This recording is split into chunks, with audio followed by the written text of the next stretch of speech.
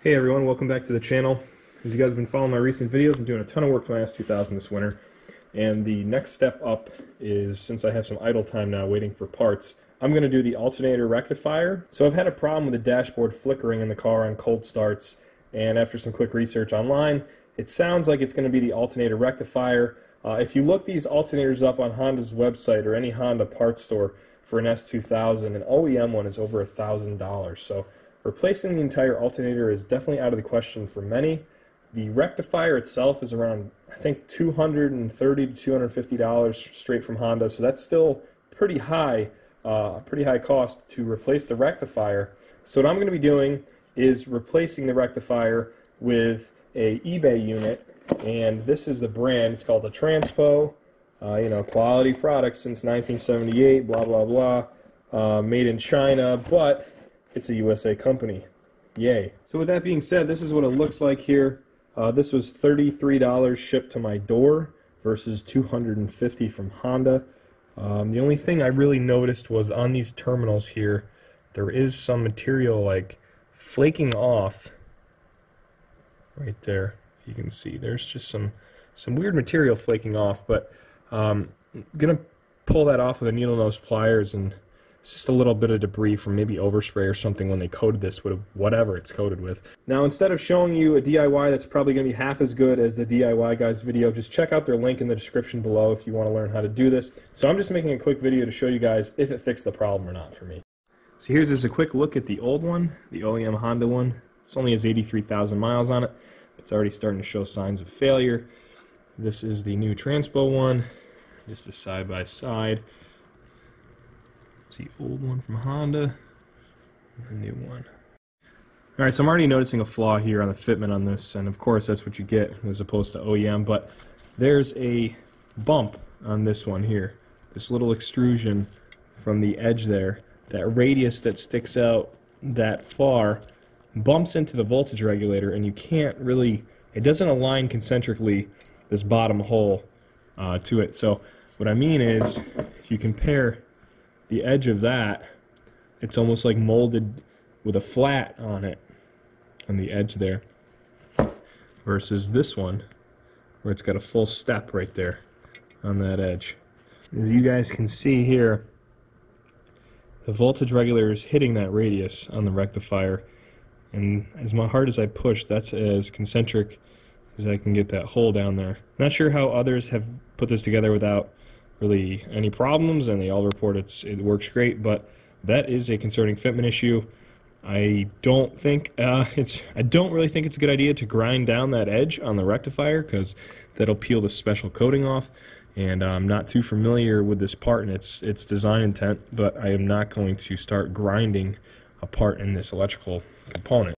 Alright, so I was barely able to get it to go. I had left the other screw over here, no, actually this one over here, loose, and I pulled this up and kind of started that screw at an angle and pushed this way, downward as far as possible, and tried to hold the screw vertical when I was threading it in, and it did start, and I didn't cross thread it, but it didn't really feel beautiful.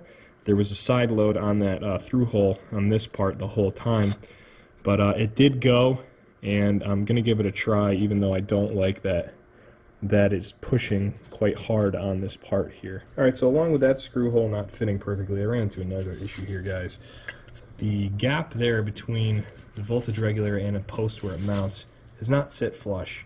You gotta kind of wiggle this entire thing. It's definitely not flat at all.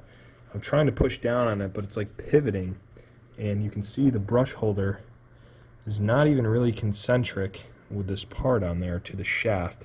So that kind of worries me in the sense that it's going to wear it more unevenly now, and that'll probably affect things it shouldn't. And just the fact that you can't, like this gap here. Alright, so I'm really just not a fan of how this fits. As you can see in there, the piece right there, that's not even sitting flush on the alternator, and everything's tightened down, so I'm a little skeptical about this whole thing. The other two posts, and what I'm talking about, I'll show you on the OEM alternator, it's these post locations here. They're not all sitting flat on the alternator, and it almost is like this piece is warped in some sense. The the way that radius I was talking about earlier bumps this rectifier to my right, pushes the kind of pivots the center here.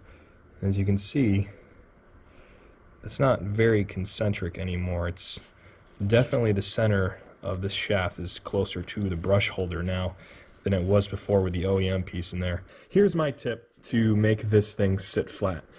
Before you put on the cover, take your 3 8mm hex nuts here that you use to pull off the cover, thread them on over the rectifier and tighten them down evenly so that you don't have a gap where I just showed you before.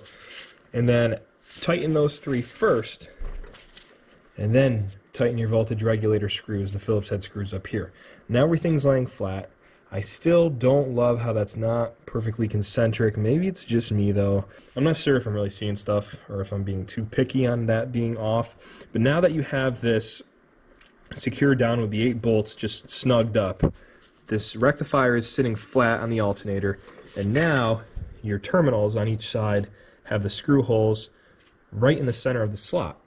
And you can go ahead and tighten the 4 Phillips head screws on the side at this point. And once you're done doing that, you can remove these 3 8mm nuts, put your cover back on, and put the 8mm nuts right back on so that everything is squared up.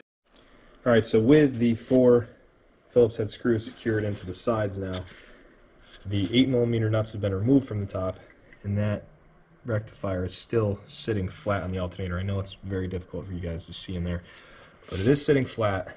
Now I'm going to go ahead and reinstall the cover, put the bolts back on, or the 8mm nuts, secure this little piece on, and hopefully we should be good. Alright, so there she is, all back together. Go ahead and throw it in the car. Everything spins perfectly. There's nothing we did that should have affected that. This is just my experience. I just want to say, you may have a part from China there that has different tolerances. Obviously stuff from China isn't as tightly controlled with the quality and the tolerances for the parts, so I know they've sold over 150 of these Chinese rectifiers. So either I have a very picky mechanical assembly procedure and I notice all the flaws, or other people just happen to get ones that fit a lot better than mine. But like I said, this is just a video to show you my experience. The DIY guys video is still perfect if you get a part that fits perfect, but you have one that's a little off tolerance like mine, I would highly suggest following the extra steps I did to tighten it down first before tightening the side terminals, so make sure it's flat and you're not crushing the terminals when you torque this back down. Alright, so the eBay Alternator Rectifier, even though I don't really love the fitment of it inside the alternator, has fixed the flickering issue. Generally right now on a cold start, especially on a cold day, it's like 45 degrees in my garage right now, but pretty much every time on a cold start last year, you would see light flickering in the dash right now, and right now it is completely solid. So that did fix the issue, and stay tuned into the channel here. Subscribe if you haven't already, because if there is anything that happens with this, I will post up a follow-up video if there's any problems I run into with it. If you don't hear from me on this issue, just assume it's still good. So thanks always for watching, guys. Leave a like to the video, leave a comment, let me know what you think, and I'll see you in the next one.